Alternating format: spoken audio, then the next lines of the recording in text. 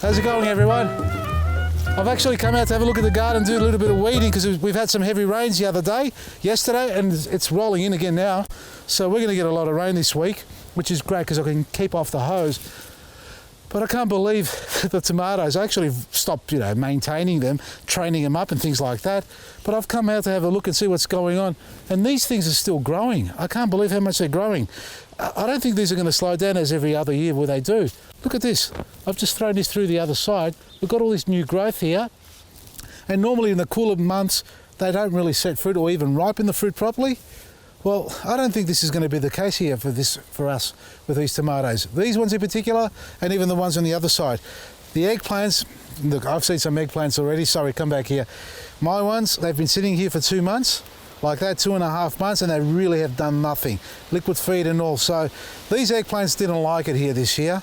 I bought these ones in, I didn't grow them from seed, but the fennel we did. You can see the kale's coming on really well. I haven't finished mulching, but I've got a lot of weeds coming through again, but that's typical of it. But look at these tomatoes over there. I've sort of stood from afar thinking, they're nearly done. They're loaded. They're ripening. Yesterday we had those 3 ripen, today the birds have hit them. Have a look at them. We've got dieback, which is traditional for tomato plants. Oh wait, native parrots, here they come. How gorgeous are they? All the birds are coming out now. We've got 3, 6, 7, 8 black parrots, 9. I don't know, I can't see from here if they're red tail or yellow tail. But they come for our pine trees, the pine cones. Back to the topic, these are not slowing down anytime soon. Seriously, they're not. Right up to the top, and this is what I want them to do, even around here. This wasn't going to be the topic today. I was going to be talking about the chicory and the endives that I cut back and they've rejuvenated. That's what you can do with all your plants. But just walking out here and have a look at this, because it was raining yesterday. I haven't been out here for a couple of days. And look at this. Straight up to the sky, chock-a-block full of flowers, setting fruit. Look, if it doesn't ripen, we can pickle them. But, look, one day too late. Birds hit them and the insects are here already. So we're going to harvest those now. Well, let's go to the chicory quickly. Have a look at these. I cut them back down to the ground. I've left the other ones on the other side. They're going to seed. I might keep 1 or 2 to feed them to the chickens, but this is what I love about most vegetables.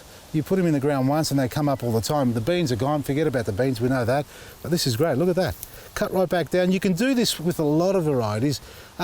Lettuce isn't so good, especially in the summertime. Maybe in the wintertime you may be able to cut them back and get a second growth.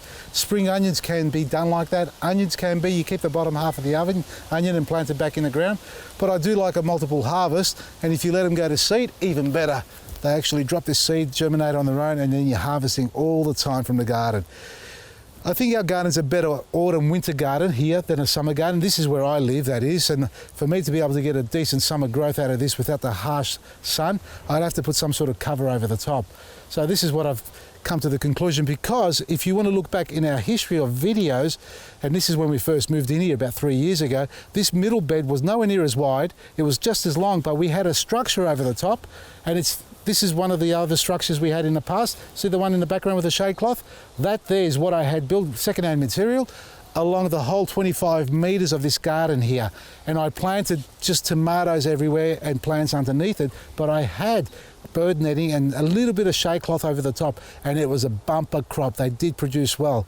So on the topic of tomatoes, a little bit of shade is really good for them. If you've got a harsh environment, microclimate, that's what I've got here. So yeah, it's a big area to cover. I'm just going to work it out by next year. I'll decide what I'm going to do. You can do that on a smaller scale. And if you've got leafy greens growing in the garden, always think about cutting them down to the ground, not removing them completely, because you may get a second crop faster than you can imagine. And look, at the end of the day, it's a bonus for you. You don't have to dig it up. Just compost on top a little bit of Black Grit, EK Butch, Liquid Gold, Sea Salt, Power Feed, whatever you love using, use it in the garden. Make sure it's safe for you, the environment, and obviously everybody around you to eat. Check out our website, vasilisgarden.com. From me, Vasili Maresi.